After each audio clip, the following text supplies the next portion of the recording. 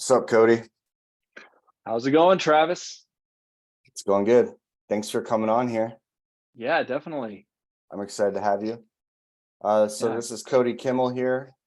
I'm going to give him a chance to explain like where he's at and why he's there and when he moved there, and a little bit of his background and immediate family situation. Yeah. So I'm Cody Kimmel. I live in Portland, Oregon now, actually just a little bit outside of Portland in a town called West Lynn. Moved up here about almost 2 years ago from Phoenix, where I was living before. And really, some of the move was just, I think our kids got to the age where we felt like we could move and try something new. Both my wife and I are adventurers at heart. So I think we saw the opportunity to go do something and try that. So we moved up here. But, a lot of it was, I think, a part of a larger story of what we'll talk about, and kind of really shifting to focus more on what it means to be an artist, what it means to be a writer. And so part of the move up here to Portland was to enmesh myself more deeply in a, artistic community, writing community specifically, and stuff like that. So, but yeah, that's what I do. I've been married for almost 15 years to my wife, Lauren.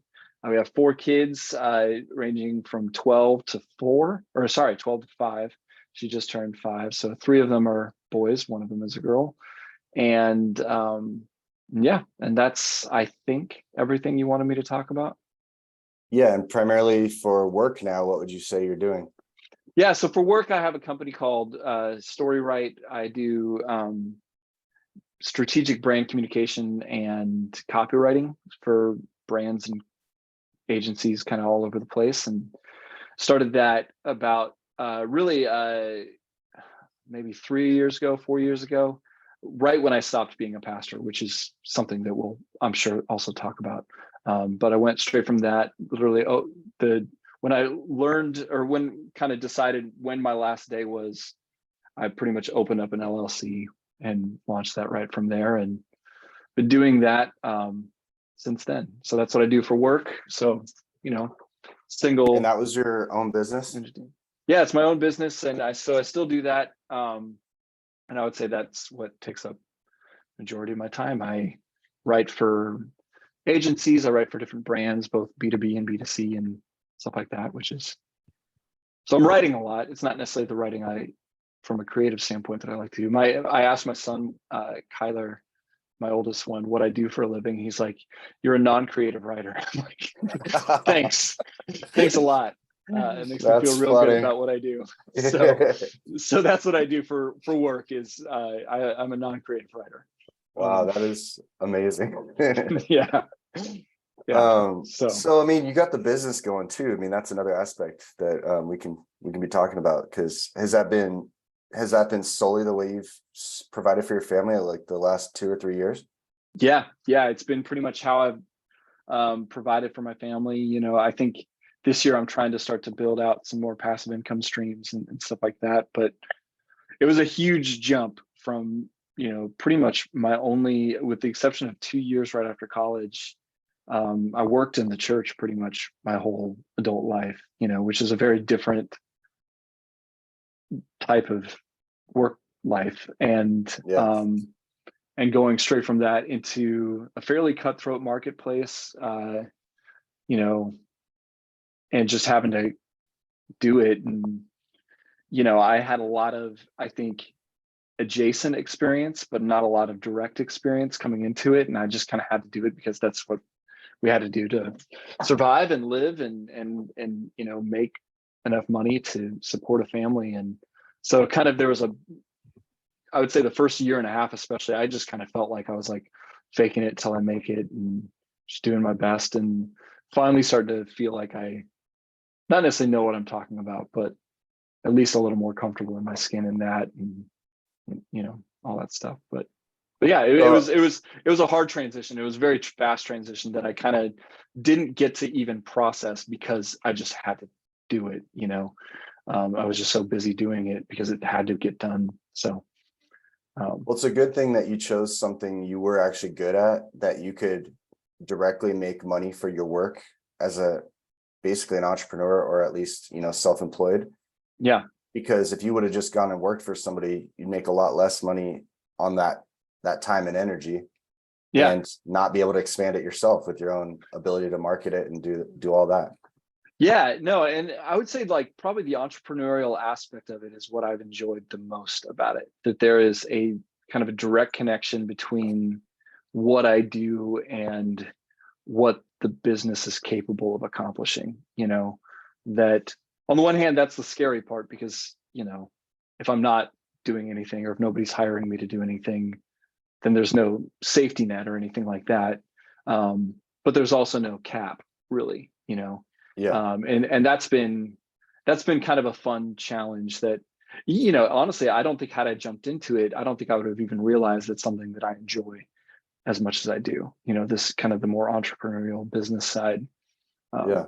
of life. So yeah. So tell us how did moving to Portland play into all of this? Like, there's probably multiple motives and aspects. I don't know. For one, I want to know, was it partially you stepping out as an artist? Like, I want to really go for this. I don't want to play it safe anymore. I want to make a big step. Mm-hmm. Was that a major part of it, or was it more just getting out of Arizona heat? Yeah, well, so it was both. I just in general, I like just the climate, the culture, all that stuff up here. I think just I'm really cranky when it's really hot. And so I think that's just not a fun thing for anybody around me. So there's certainly some of that motivation. But yeah, no, I would say that it is part of a bigger thing. And I would say even some of leaving, stepping away from a role as a pastor and having been a pastor for, probably 15 years, and different types of capacities and roles before that, there was definitely, I think, a bigger part of processing. What does it mean to be an artist? What does it mean to be faithful to that art? And so it was definitely I think a bigger part of that. So it was thinking through, some of it was I think feeling this necessity to separate a little bit from my past, a little bit, not in the sense that I'm ashamed of my past or want to kind of cast it aside, but I think that there was definitely there needs to be something big that kind of sets us on a new path, both me personally and as our family. And I think I was having a hard time, partly just because I was so enmeshed from an identity standpoint and just relationship standpoint in a pastoral role in living in Arizona. I think there was somewhat of a clean slate thing. So we were thinking about moving somewhere else before we even decided that we were moving to Portland. I would say the decision was first that, hey, we should move out of Phoenix to somewhere. And then we kind of narrowed it down to moving up here to the Portland area. So, we had some criteria of what we wanted and why we wanted to do that. But yeah, it was definitely a stepping out and saying, okay, I'm shifting my focus from this role to this other role. Not necessarily saying like I'll never participate or be a part of, pastoral work or anything like that. I think it was like I needed a break from it for a lot of reasons. I needed to do something new because I think that's part of my personality. I just like doing new things and trying new things. And I couldn't process it, I think, when I was that close to it. So I think some of it was kind of separating it out and doing Was that. there, So as you're moving more into writing, was there a little bit of like, I feel like my dad kind of dominates this town as a writer in the Christian world, so I need to kind of go somewhere else and start my own thing? yeah, so there's definitely some of that. And I'd say like that's been my personality like my whole life. Like I was the only one of my siblings to leave the state to go to college. Honestly, never really intended on moving back to Arizona. I think God has had his hand in that whole thing, and I look back on it and see how that was a faithful thing that he was doing in our life. But never really planned on being connected. I think this is one thing that I think, it is I'm sure just a personality thing. Like I can feel close to people without feeling near people. And That's I the kind of, introvert. That's the introvert in you. yeah, it is. And also just, I think I just do better with, I think, feeling a little more that freedom and stuff like that. And so there's definitely always been a part of me that's wanted to kind of blaze my own trail in some of that stuff. And I think it was hard for me to envision a future in a different way while still kind of living there at the time. Yeah. So yeah, so some of it was that, some of it was, there's a great community up here of like specifically writers, musicians, stuff like that. That's been good. I think we also, it's funny, there's been multiple times in which we've tried to move to a place that's more culturally like this throughout our history. I think, when we were starting to look at seminaries to go to, it was between Dallas Seminary and then Gordon Conwell up in Boston. So I think there was initially a thought to maybe move up to Boston to go to school up there. And then after seminary, there's a big push. We wanted to move to like Brooklyn and kind of help plant a church there. And it just never really felt like the right time. But I think this desire to be in a place where it was a little more post-Christian from a cultural standpoint, and kind of working to live out our faith in that context and raise our kids actually kind of in a context that's a little more hostile to what I think the Christian viewpoint might be, was always kind You of a guys were value. kind of desiring that. You were wanting to get out of your Yeah, comfort zone. yeah, we're wanting to do that. I think that there's, and I don't know how much we want to get into this, but there can be a numbing effect of cultural Christianity on On your kind of soul. on our soul, like one of the things that I've really appreciated up here, and it's not that there's not people like this everywhere, but like, you don't win brownie points for going to church here. Like nobody's like, this isn't like a cool cultural thing, networking thing. Like The opposite. it's the opposite. If you go to church here, it's because you really want to go to church here. And there's not, you don't really get any brownie points. If anything, it's a hindrance. It's like you can literally do just about anything you want up here. But if you're like a Christian, that's weird. Yeah. And that to me seemed exciting because I think it was for one, it was very different from how it grew up. And I think it kind of strips away some of the pretensions that I think can be hard to work through and sift through when you're in it. So at least for us, I don't recommend that to everybody. It's like subjecting yourself to a healthy cleansing, like cleansing off all the non-essentials, cleansing off all the assumptions. Yeah. And you're starting raw in a city where, like, I had this experience, because we went to Providence. Yeah. And it's like, no one's assuming anything about you. You could be anything in Providence, or Portland. It's from all the funny, weird stuff and identities with like playing weird games in the parks and all the jokes about Portland. But you have that kind of stuff. And then you have, faith and Christian and sexuality and all that kind of stuff. You could be literally any kind of person you want in these cities, and it wouldn't be weird. Yeah. And, but as a Christian, it was like, oh crap, that's the biggest red flag for these people than anything. Oh yeah, I could say.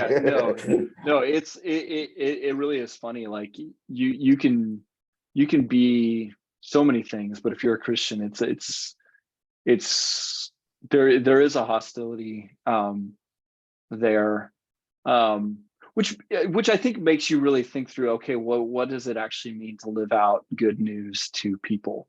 How do you kind of move beyond, I think, some of the characters of what Christians are like to actually being kind and generous and hospitable and loving and all of the things that you should be living out. How do you develop that and do that? And we're really grateful that we're at a church that I think has a history of doing that in the community, that city governments and, secular nonprofits will still work with them and want to work with them just because they've proven that they're faithful and consistent in caring about the city, whether it's homelessness or refugees or different things like that. So, like we're really grateful to be a part of that. And that's not me saying like there's so much of that in Phoenix. There's so much of that in other places too. So I'm not saying you can't find that anywhere, but yeah, but you're finding it in that context, which means a lot to you. Yeah. And it's great. I mean, like since stopping being a pastor, starting a business and then moving up here, we know so many people who do not know Jesus, and we get to be a part of their lives and care about them. And, not from like trying to win souls or anything like that, but just from a sake of, we can enmesh ourselves in their lives, care for them, and hopefully be a blessing, hopefully be a family that blesses them, that cares for them, that earns their trust and all that stuff. And so that's been really good and really refreshing. I'm not saying it's been easy. I think there's definitely it requires a lot more, so it's I wouldn't say it's easy by any means to do that, especially raising kids in this context. But have you guys found it hard? This is a question that I think it's going to come up a lot in different scenarios. Your scenario is having moved. Yeah. Have you found it hard to make friends as adults with kids, or was there reasons why in Portland, being new there was a lot of opportunities you could jump into, or has it been hard? No, it's been super hard.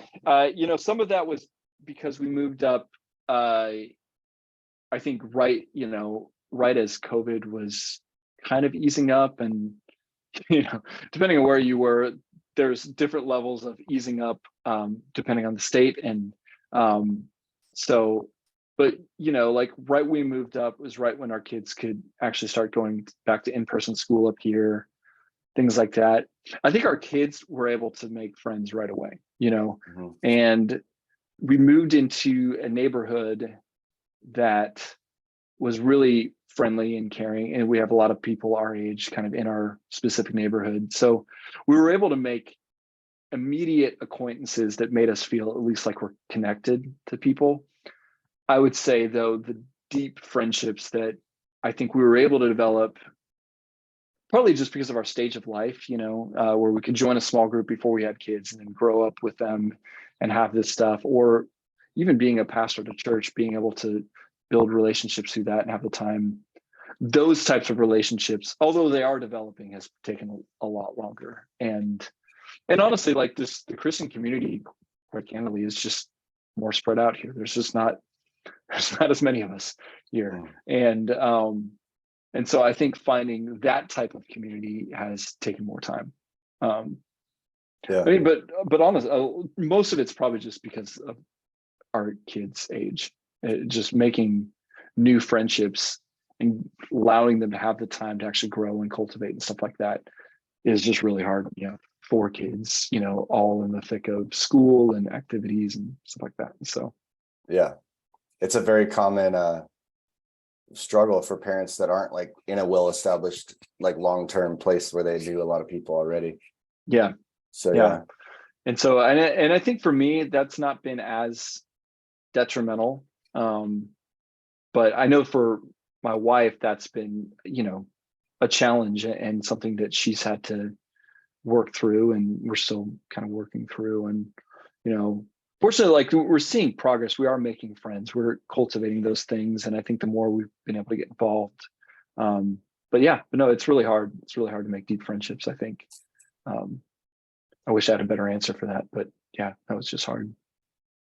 Now, you are a writer, musician. Would you consider yourself a generalist, or would you consider yourself more of a specialist?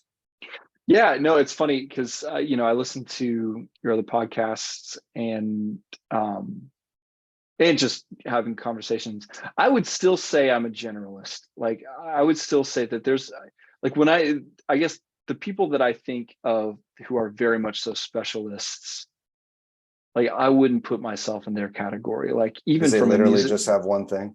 Yeah, they either that or they've just really focused in on one thing and doing one thing well. Like I think, I might not necessarily spread out over a lot of different art forms, but as a writer, like right now, like yes, I'm focusing more on fiction, but I write broadly. I write nonfiction essays, poetry, fiction.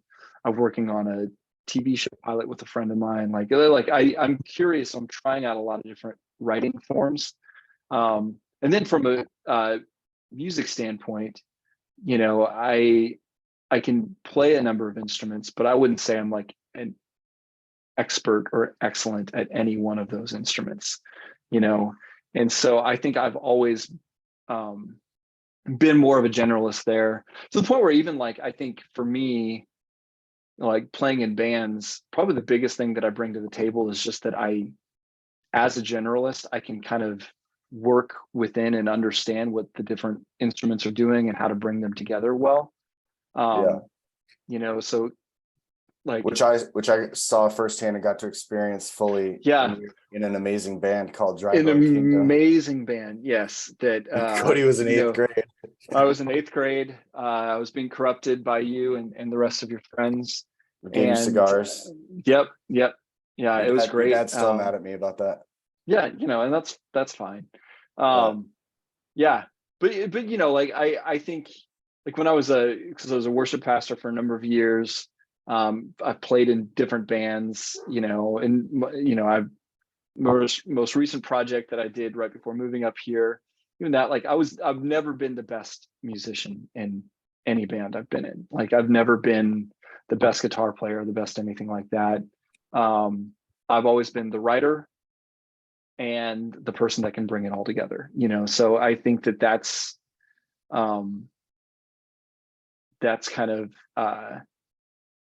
that. So I guess to answer your question, I would definitely say I'm a generalist. Well, also you have the aspect that you do this writing, you do this music, but you studied theology to the PhD, to the master's level, MDiv level. Yeah. And then what did you do your undergrad in?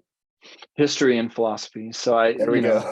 Yeah. So did that, and like, so this wasn't all on one like vertical trajectory. Yeah. No, and I'm a business owner. I'm just very curious. Like I love to like learn and do things. So I've been an adjunct professor off and on in different schools. I like to just do different things and try different things. And I guess like in a broader, like probably my limitations has been more like the physical stuff. Like, I can't paint. Like I know that and it's partly because of the desire thing. I have no genuine, like, I don't want to paint. You shouldn't when you have the musical ability and voice. Well, I don't know. I mean, but the bigger thing is like, it's not something that I want to do. So there's like, I think some of that like more tactile art, that's something that I'm not interested. So I guess there is a little more of a specialization and focus on like words and craft and that area. So I guess there's maybe a more broad specialization, but within that, I would still say I'm a generalist. Yeah. And for you, what are the things that actually recharge you? Because I know you to be an introvert, and then you have these arts. Like what do you do though if you need to actually be recharged? You've been stressed out and you want to have some kind of down quiet time. Are you reading? Are you writing? Are you watching a show, or what is it for you? Well, yeah, there's like two types. Like, I mean, there's like the exhausted rest, which I would say is not very helpful, which is like, I'm going to just watch a show and then fall asleep. Pass out. Which I would say is probably not the most productive thing. But I would say for active rest, like I do really like being like moving and active. Like I've never been an athlete, anything like that, but I will like go on a run regularly or go on a hike, here, stuff like that. So I'll just go out and just be by myself for an hour doing something like that. I will write creatively. I think that's something that charges me up, and I don't get the opportunity to do this as much, but playing music with other people has always been something that like has just been a constant, steady thing that keeps me, centered and focused and stuff like that. It's cool. I'm a very I'm not a spontaneous person. So I would say probably the thing that helps me the most is actually having these kind of built-in rituals and rhythms that help keep me acclimated, so I wake up at the same time every day, I go exercise, and then I go write, and then I go do something like that, like having a good routine, knowing that like on Friday nights, for example, we call it fancy Fridays. So like we make a nicer meal, we sit down at our nicer table with as a family, do stuff like that. That's cool. Like having things like that really are what regulate me. And within that is a mix of like creative time, active time, community time, things like that. But it's like for like when we're on summer vacation or something like that, like I get like I'm not a fun person to be around a few days into vacation because I'm just out of my element. I'm out of like this routine. And so I really struggle to stay, in a good spot if I'm out of routine for too long. You kind of need your rhythms. Yeah. Which is interesting because I'm married to somebody who is like allergic to rhythms. Like she just is not interested in that. It's just it's you want to destroy fun for her, turn it into a routine. And so it's a fun, interesting balance there. Now that one question that I'm going to probably ask everybody is like, as somewhat of a generalist, do you think how do you think you can harness it for good, or how have you harnessed it for good, and how has it been a challenge in your life or detrimental to any one thing? Yeah, I mean, I think that's so I'll start with the first part, the positive thing. Like I think that being a generalist has helped me, I think, be a leader in different capacities. I think in general, good, I'm sure you can be a good leader and be a specialist, but I find that good leaders are generalists by nature.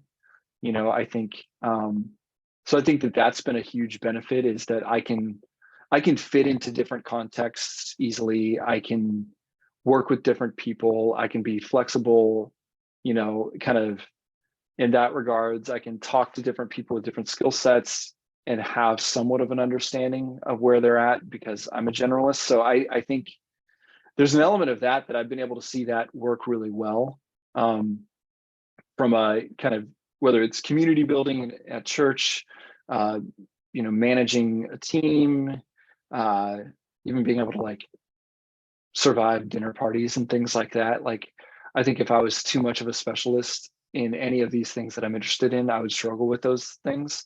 So I think that's a good thing. It makes you a more well-rounded person. Yeah.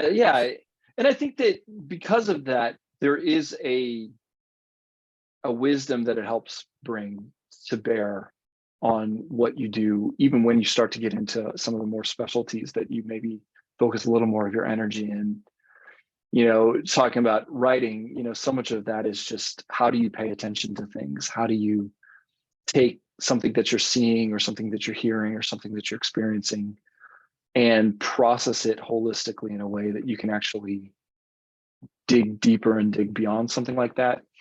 I think the fact that I was a history major, the philosophy minor, and I've got a degree in theology, and I work in marketing and business context, and I do all these other things, like that's actually helped me be a better artist. Maybe not as productive of an artist, but definitely I think I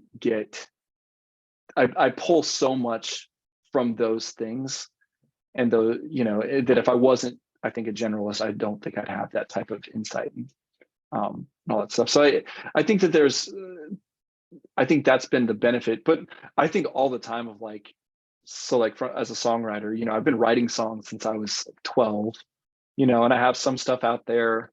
I'm still writing music. But I do wonder, like, what if I had just chosen that? Like, coming out of high school, I thought about going to like a music school and really focusing in on that. And like, that's all I do. Like there's always that part of me that's like, if I had just chosen that one thing, how much further along would I be in that now? And how much have I missed out on something like that, you know? And Yeah, even writing, like, I share that. yeah, I share that with visual arts, because that was my biggest talent growing up.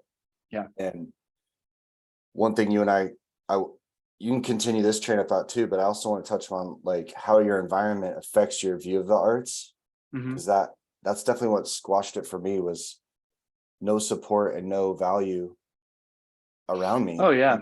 And it was like my parents are not the culprit, but it was kind of the general environment. Like, I was in Scottsdale, Arizona, where all of our dads and moms were business people. So it felt like, and I don't know, there's just I didn't see an on-ramp. Yeah, no, I mean, I think for me, fortunately, I think my parents for the most part were really supportive of it. And my dad is a writer, and so in some ways there was always, I think, I did have like this idea that you could grow up and make money from writing. I mean, we write very differently, and we write very different in very different worlds now. But just that idea that you can just create something and make it beautiful and put it out there and get a response. I think that there was something there. But yeah, I think environment made a huge difference. I think for me, probably it's taken me this long in my life to be mature enough to be disciplined enough to do it well. So for me, it wasn't so much, I think, my environment. I think I was just never disciplined enough, and I think mature enough in my own skin and my own way of approaching things to understand, like, hey, if I really want this type of outcome, then I'm going to have to live this type of life, and and some of that was, also just professionally. When you're a pastor, your attention is given to different things when you're raising a young family. Like, so I don't want to necessarily blame it all on just immaturity, even though I'm sure quite a bit of it was. But I think for me, although environment does affect me quite a bit. So living in Phoenix, where I didn't personally feel super inspired to create and do things like that, that did affect me there.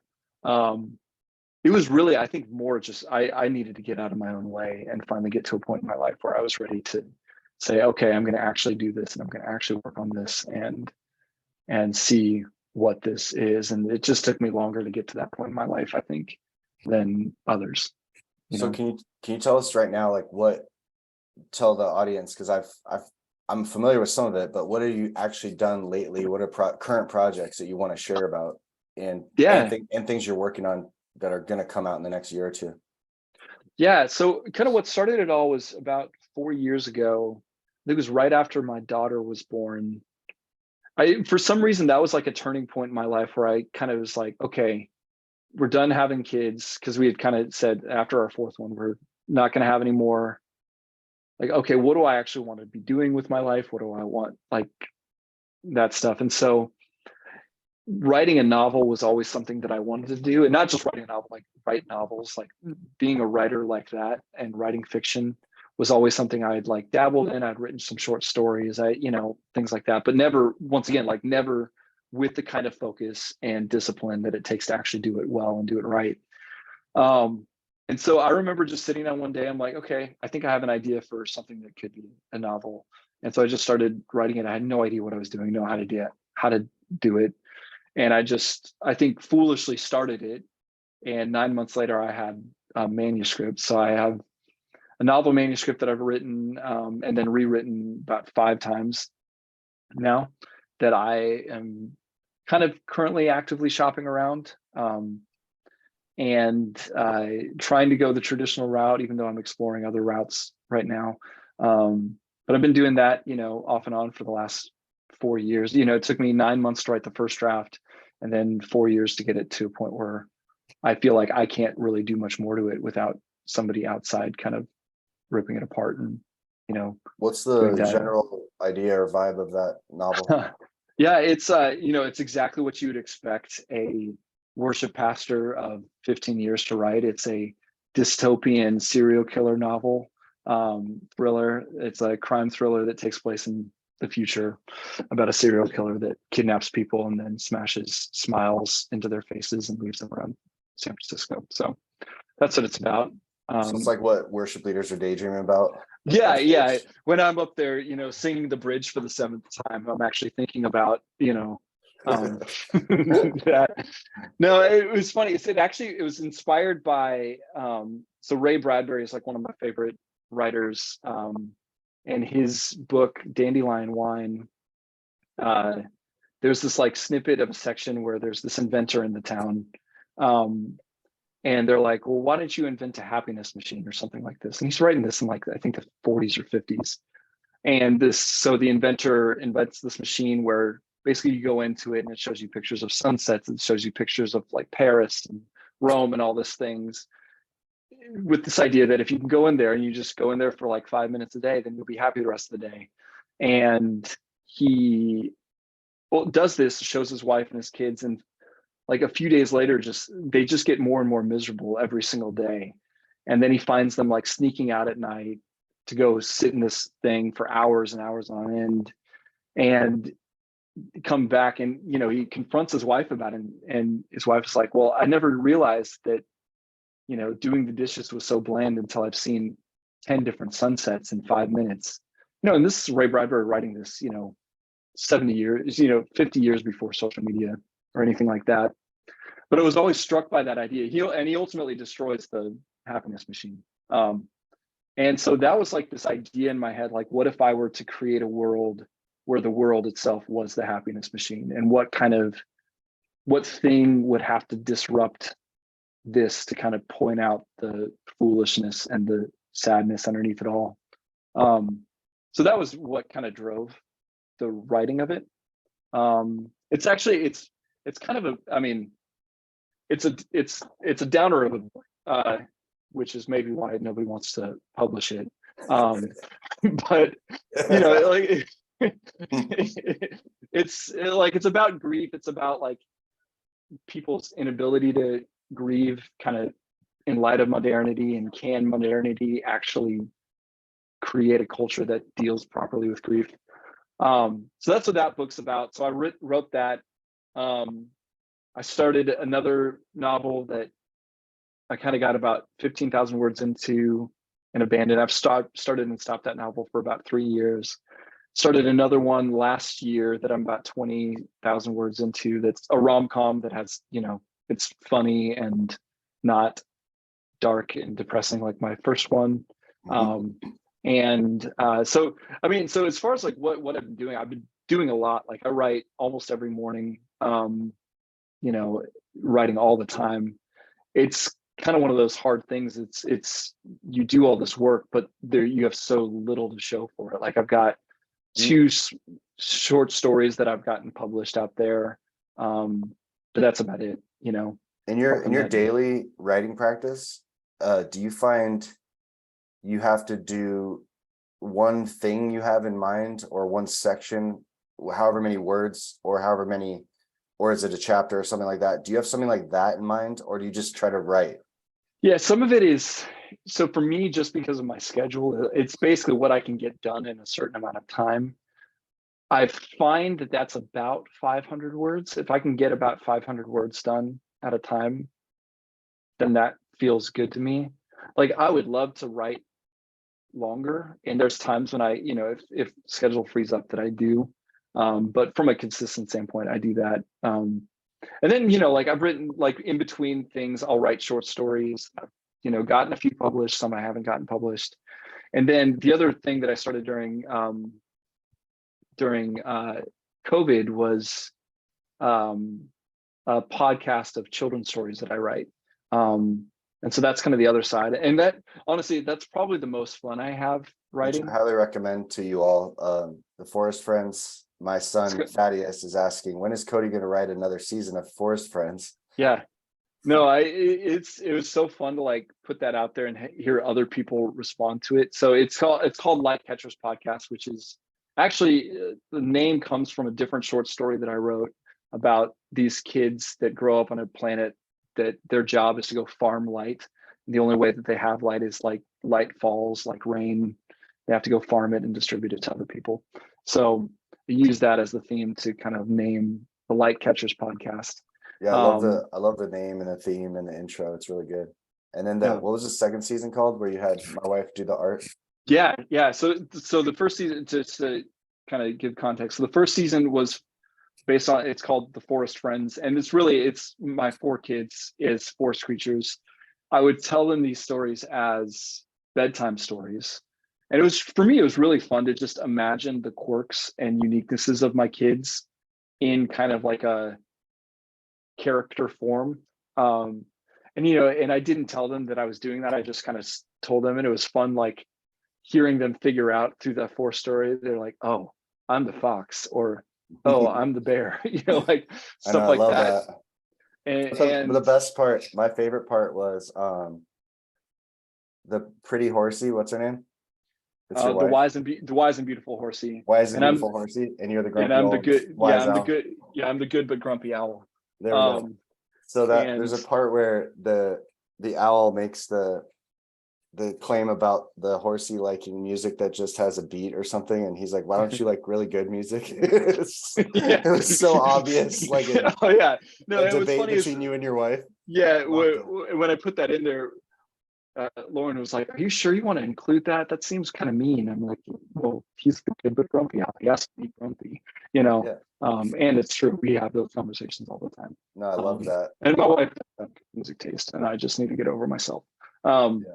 but so there's that, and then the second one was second season is two best friends in one magic spaceship, and that's the one where your wife did the art to it, and where it's two kids that live next door go escape into their treehouse in the back of their yard that turns into a spaceship, and they go on space adventures. So, and then so it's funny. So I am working on a third season. I have the first four stories written, but it's actually a completely different storyline, different characters. It's called Bob the Bad Pirate, and it's about a pirate who's not bad because he's evil, but bad because he's just not very good at being a pirate. And so he like kind of haphazardly goes through these different adventures and still somehow succeeds despite himself. And it's more just to be a little funny, but I think I think in all of it, and I think what I liked about writing The Forest Friends is I was able to, I think, touch on, I think, some of the more tender things about kids. Like as a father, you get this witness of your children going through all these tender moments and developing their own personalities and figuring that stuff out, their failures, their, all that stuff. You get to witness that, and you get to kind of be there to kind of walk them through it. And so what was really fun about just writing, I think, for kids in general, for me, is trying to figure out how to balance that out with like an honesty to, like, how do we stay honest about the fact that being a kid is, I think, really hard. Growing up is really hard, not minimizing that and not even shying away from that. Like talking about, like, there's an episode where one of the characters is dealing with depression, or there's an episode where they're being rejected and loss and stuff like that. So on the one hand, you don't want to like go super dark and intense or anything like that. You want to keep it, I think, hopeful. But I think some of the mistakes that I would make, I think, sometimes writing kids fiction and others, is that you have to have some level of like the brokenness for the hope to be real. And so I think that was kind of the most fun for me, was finding that like empathy towards this kids' experiences and stuff like that. And so for me, that was really fun, writing that. So that's the other thing that I'm working on. And then, yeah, from a, so like it's, and you can probably relate to this, like so much of art making is working on stuff that you don't know if anybody else will ever see or ever appreciate. I think that was really hard for me, especially I think from a writing standpoint and writing novels. Like this is something I've one novel that's literally sitting on my computer, you know, hundreds of possibly thousands of hours poured into this thing. And it's, if I'm trying to go like a traditional route where a publisher picks it up and does that, there's a chance that that'll never happen. It'll just sit in my computer for the rest of my life. And that was so hard for me to like grapple with as a person and an artist. And so there's so much that I'm doing with so little to show for it. So all I said, anyways, Yeah. that's been, I think, a real challenge and struggle for me. It's also like when you put music up on the internet and then it gets like 17 listens, Yeah. Oh yeah. Yes. I feel that deeply. Yeah, where I'm like, I pour, because, there's a vulnerability in writing. And I think one thing that's nice about fiction is I can separate myself a little bit from, like, my vulnerability is more about the craft, not about what it exposes about my own heart so much, whereas music's a little more vulnerable to that as well. So you're like, yeah, I'm putting out there this song about, struggling with depression, and nobody cares because nobody's listening to it, and it's also a scary age to put out music and art because yeah. the hate online and the hate in the culture is so extreme. Oh yeah. No, and it's so easy, to be misinterpreted. I think that that's kind of one of the scary things is, there's no value placed in the intention of the creator. It's the only thing that's valued is the way the person receiving it receives it, which is probably I think a much bigger problem about how we interact as people now. But yeah, so there's something, yeah. So I think there's that, for me, that part has never been too detrimental to me. I've never been somebody who is too afraid to kind of say something that might offend people, which has gotten me into trouble, before, and something that I've had to kind of grow through and figure out how to be mature in that stuff. But I guess that's the part that's not hard for me, is putting it out there and worrying like about that. For me, it's a lot more craft related. Like I don't really care if you like my writing from like a preference standpoint. Like I would say like half the stuff that I write, my wife that's not her preference, or other, like, she probably, if it wasn't me writing it, she probably wouldn't read it, and it's not something that's super interesting to her. Like for me, I think the challenge and the vulnerability comes with like, but is the writing good, or something like that? Like that's, I think, quality. The bigger fear. It's like, it's not so much like, did you like it, but do you think that it's any good? And so I think that that's kind of the bigger fear for me and challenge. So shifting gears a little bit into our last two topics here, how would you approach how do you, or have you approached parenting differently than kind of the way you were raised, and kind of your father being a public teacher of parenting? Yeah. How did that play into your parenting, and how have you also come up with your own material maybe? Yeah. No, I mean, just, or did it all just work really well? Yeah, it was, so for context, my dad has been writing on marriage and family, has his own ministry, and so I grew up with that, this kind of methodology is very much so rooted in grace, which is, I would say, a good thing. And so, what's interesting is, even though like I think I probably parent my kids very differently than I was parented, it's not so much in opposition to how I was raised. I would say it's really more an outgrowth of just more personalities and kind of that type of value stuff. I think I benefited actually a lot from kind of being raised in that context. I think a lot of the ways that I am are a positive result of being raised kind of in that regards, Do you feel like it gave you almost like, yeah, I know what to do? Yeah, I mean, well, I think I thought that coming into it, and then I started parenting, and I'm like, I have no idea what I'm doing. And so I would say it gave me maybe a false confidence coming into it. But I mean, Some foundational work. yeah, no, I think it did give me some foundational work. I think it gave me a framework to understand how relationships work, how like kids can thrive, how relationships can thrive, and so I think that in many ways, it was kind of like it gave me a template. And even though I took that template in a different way, I still started from that template. And I'm incredibly blessed to have started there because I know so many friends that don't have that come into parenting with either no real framework for what they're doing or a really bad framework of what they're doing. And yeah, I think I was really blessed to not have to, I think, fight against that baggage coming into it. Um, but I would still say I approach it very differently. And I think a lot of it's temperament. And I mean, there's a lot of growth that I'm wanting to do as a parent. I would love to be a far more patient and more gentle parent. I was actually going to ask that question. You might just elaborate there then, because I was going to say, what is the most important attribute, do you think, to being a good man and especially a good father? Yeah. I mean, I think internally I struggle with this ton of asking the question, like, am I even a good man? Am I even a good father? And some of that's my own like depression stuff. Some of that's just the reality that we're flawed and we're probably not as good as we could be and all that stuff.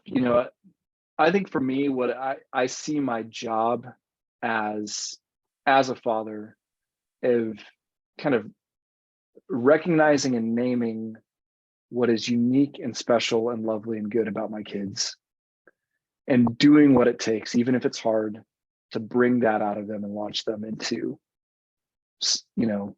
success in the future. And not success so much of like, they're going to get a great job and go to a great school, but that they can like live as wise adults. I think for me, I see so much of my role as cultivating wisdom, both as a father, kind of as a person growing into adulthood and trying to work on that with my kids of, I'm not worried about whether or not they're going to learn stuff. Like they're curious kids, they're getting an education, they read things, they're going to learn what they need to learn when they need to learn it. Like I'm not worried about that. I think for me, it's really just, I don't want them to be foolish. Like I don't want them to be, I want them to be able to be wise. And so having the patience, having the gentleness to do that, wanting them to be kind of, I think, emotionally cared for in the same way that they're kind of physically cared for. I think I can tend as a person to be very, ideas first oriented, and to the sometimes the detriment of caring for the emotional reality of a person. And I can see that sometimes with my kids where,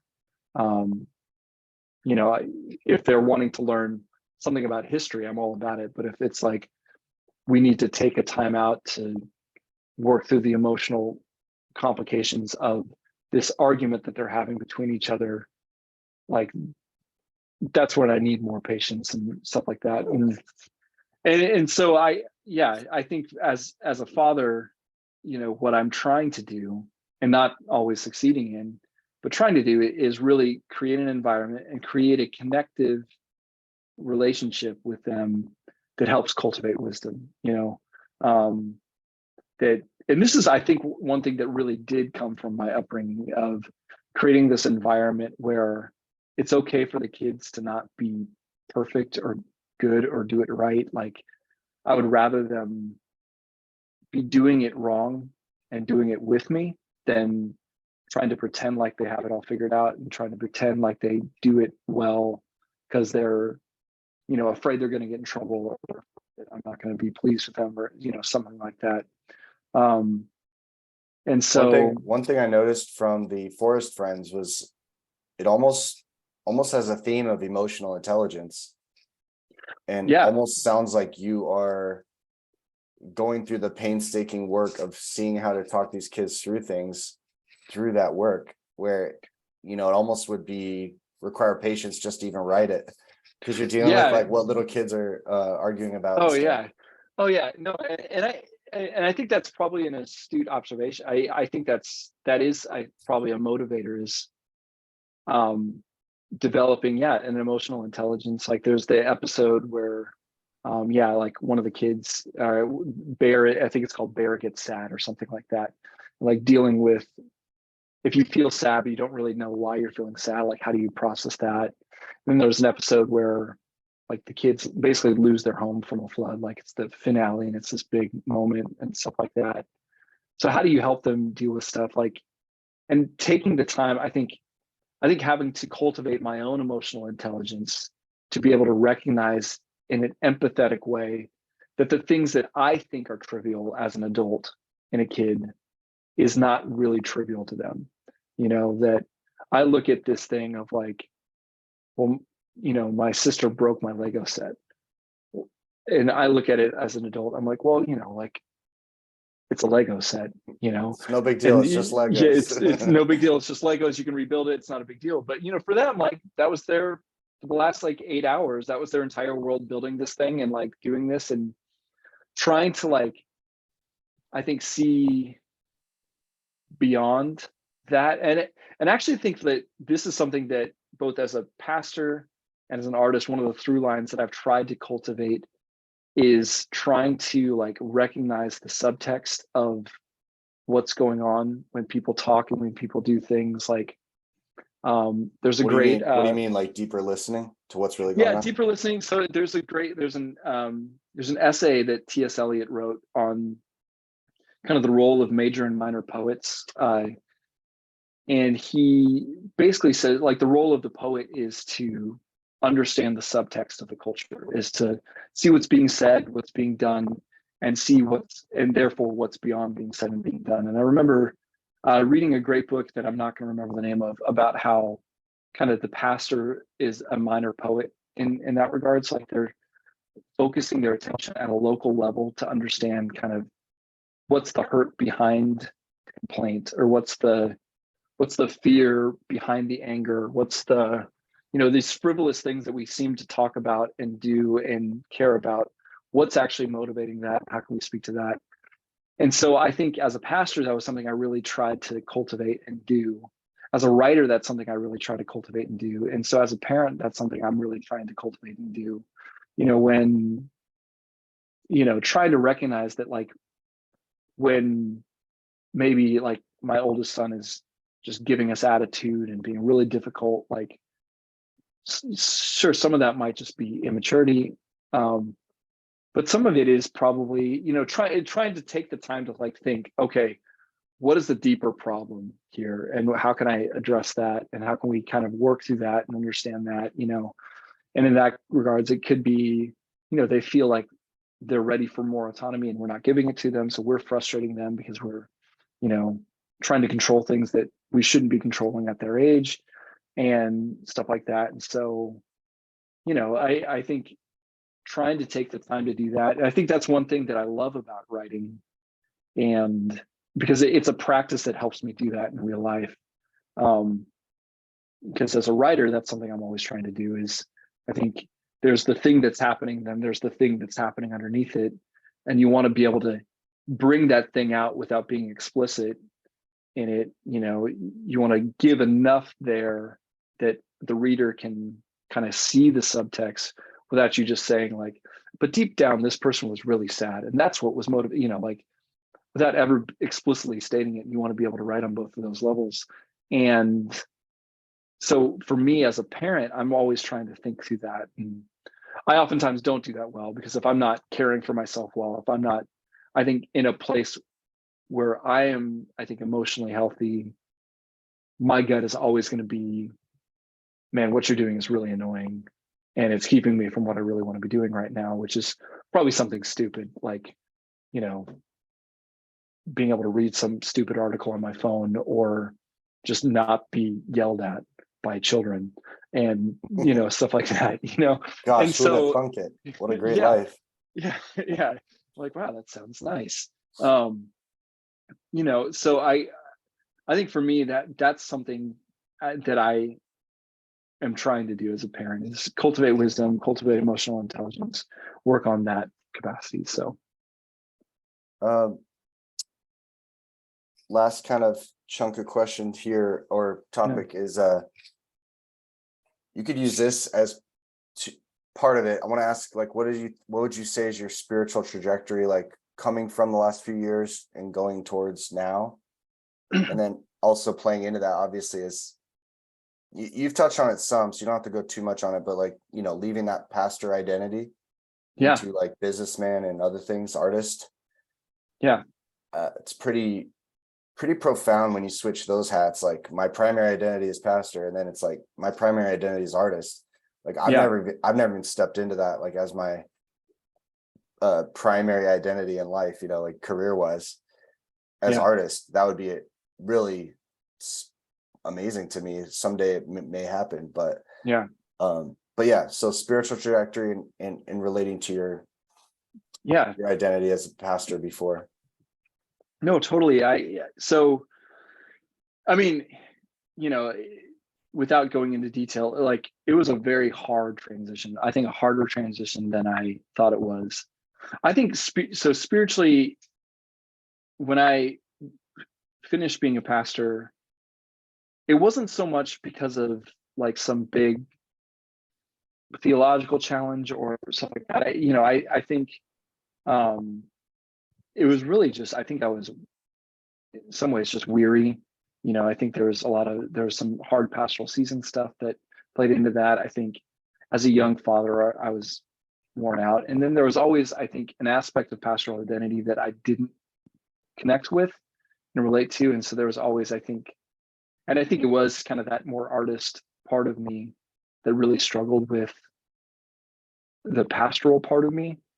And so I think that there was an unsettledness that definitely drove me to that. Do you think you were forced into a pastor mold because that's all they have, or do you think you actually have pastoral gifting? I think that it's mixed. I think that there was parts of being a pastor that I was gifted at, called to, and did well. I think that there's also parts of it that I really did not fit in. And I think, some of it is even, I think, working, beyond. I think that there's an idea of what a pastor is, and then there's what actual pastors do. And there's probably some, fictions that I was telling myself of what it meant to be a pastor that was, I think, probably keeping me from living into that skin better. So I mean, like, there's, like, it's funny, like, because you've mentioned I'm an introvert. I am an introvert, and I can hang around people. I can be around people. I'm not like super isolating, but I'm not awkward. Don't worry. But I am. Well, no, I can definitely be that too. Like, I'm not the person who's like going through my day thinking about how other people are feeling. Like as hard as that, like.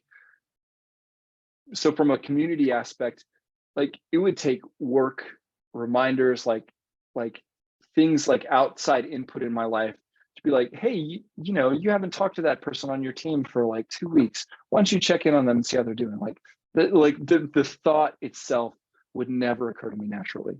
And so there's like this, like, that aspect of pastoring, like, was just like a non-starter for me. Like, I was just not gifted in it at all.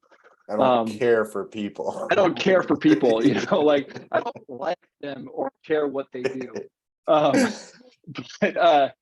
then there's like the side of me that's very much so like I do care, I think, at a broader level about like the roles of, like, what is the culture doing to a community of people, like thinking at that kind of bigger level, and kind of what kind of systems do we need to put in place? Like, for like, as a worship pastor, it's very much so like, what kind of liturgical habits create a disciple? Like, that was a big driving thing for me.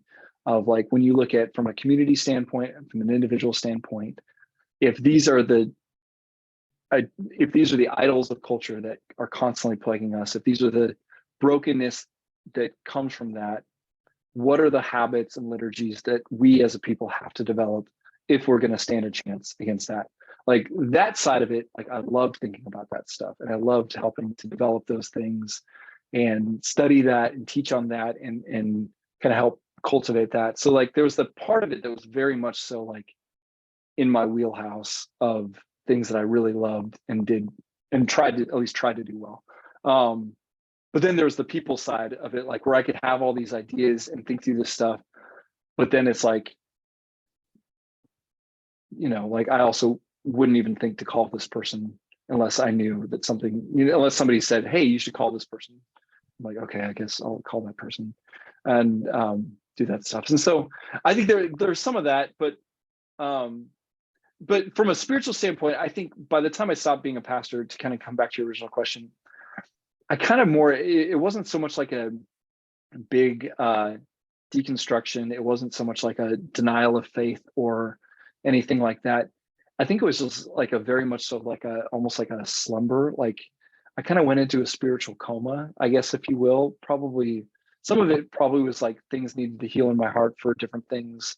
Some of it was just overwhelming coming from that into like, okay, now I just have to make all of the money that our family needs just by writing marketing things for people and somehow making new connections and pretty much like enmeshing myself in this world that I knew nothing about. And so there was really no like space or margin to even process a lot of the change when it happened. And so I think there was like, from a spiritual standpoint, there was a lot of that. And I think over the last year, 2 years has been like a slow reawakening of that in me, of understanding what those things that were in my life that brought me into being a pastor, what of that is still there? How much of that should influence what I'm currently doing as a person, whether that's how I'm involved in our church, it's family, in our neighborhood, and my business and my writing. And how much of that was really just either a season of life that I can leave behind, or maybe an unhealthy thing that had developed in me. And so it's been a very slow process, but I think from a spiritual standpoint, there's a good trajectory there. And I mean, it is interesting. We've had this conversation about the idea of deconstruction. And I think one of the things that I think is helpful in the conversation is pointing out the fact that faith is something that should be on a regular basis deconstructed, not to get into the specifics of like what the current deconstruction movement necessarily means.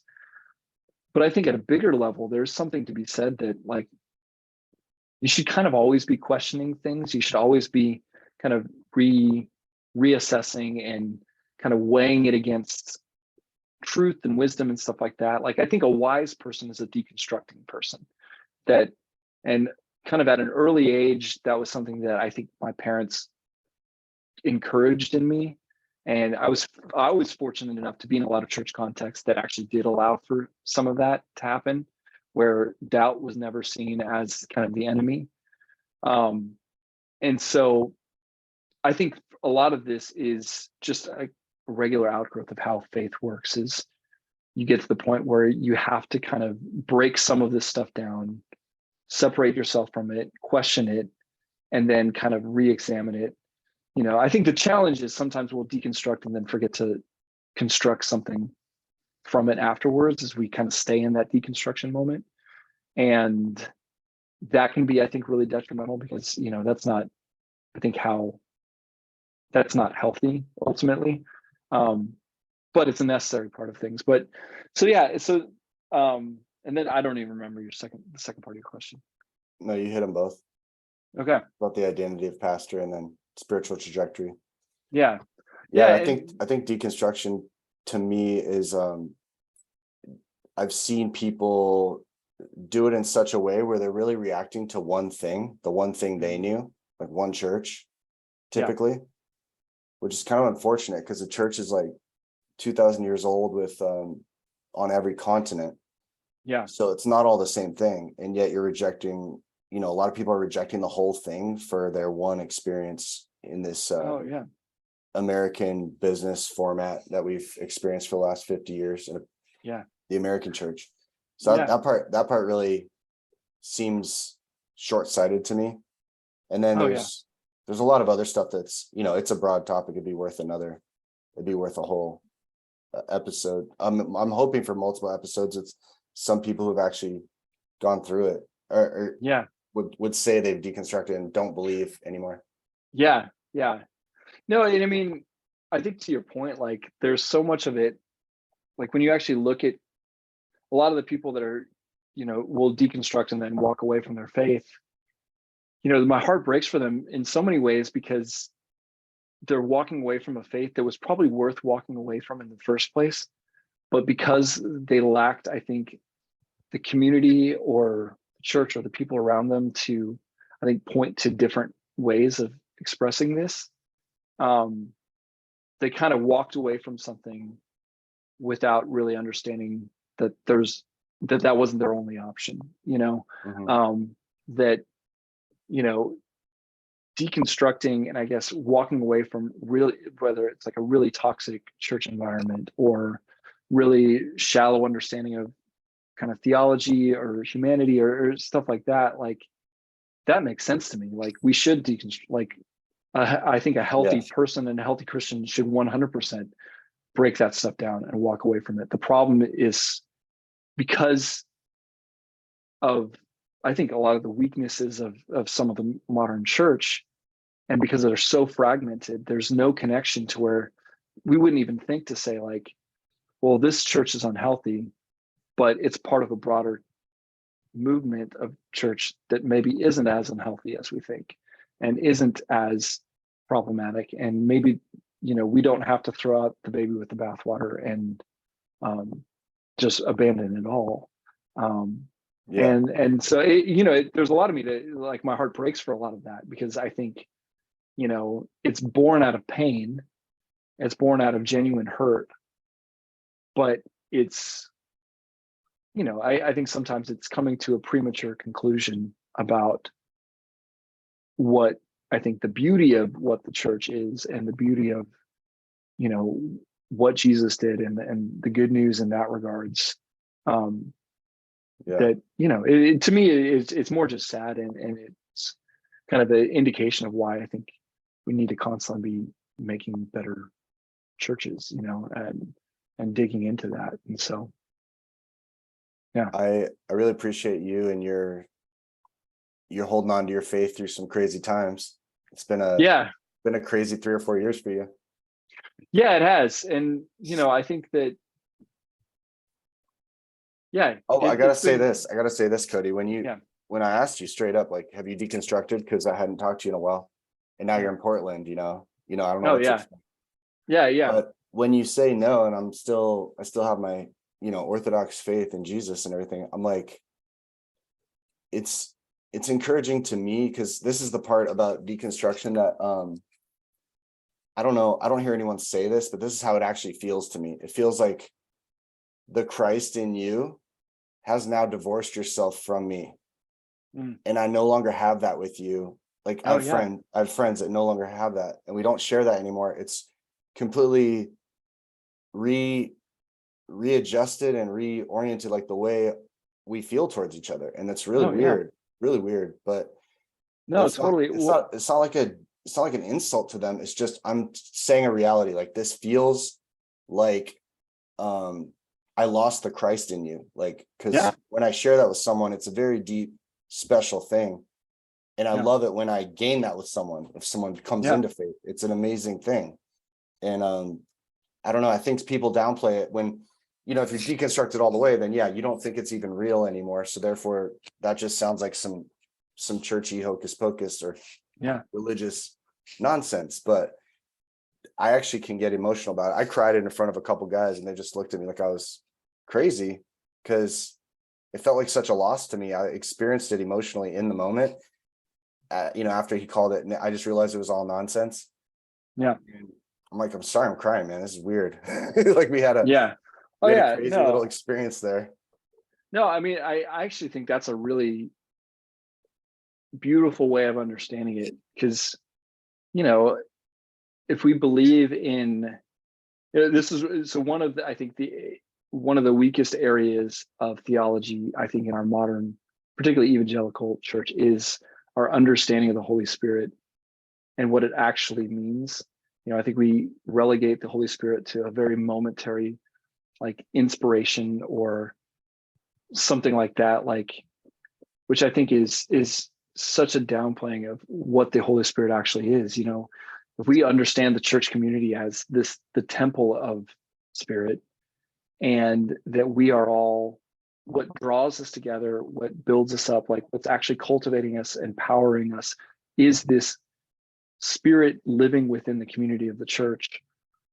When people will ultimately reject it, there is a divorce that happens to it. There is, I think, a leaving behind. And I love that way you put that. You kind of lost the Christ in that person.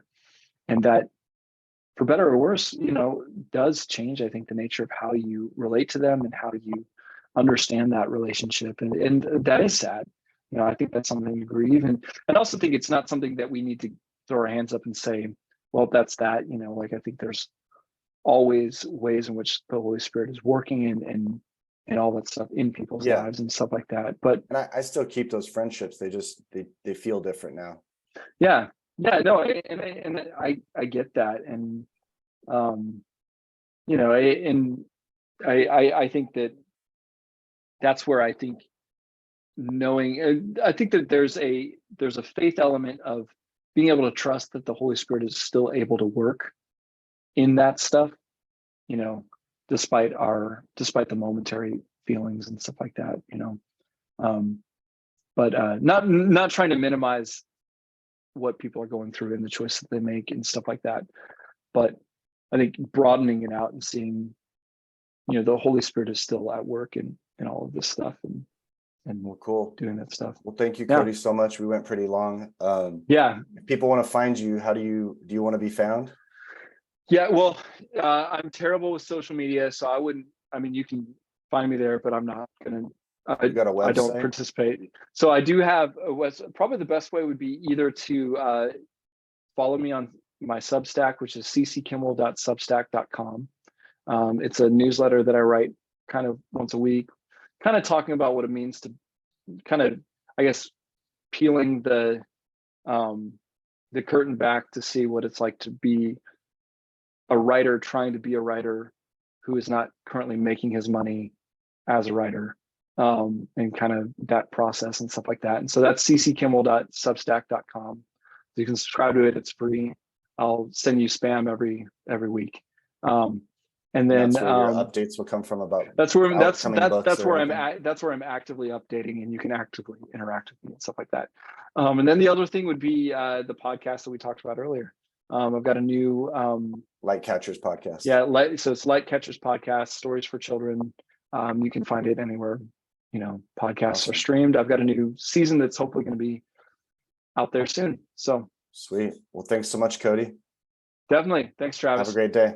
All right. Bye-bye. You too.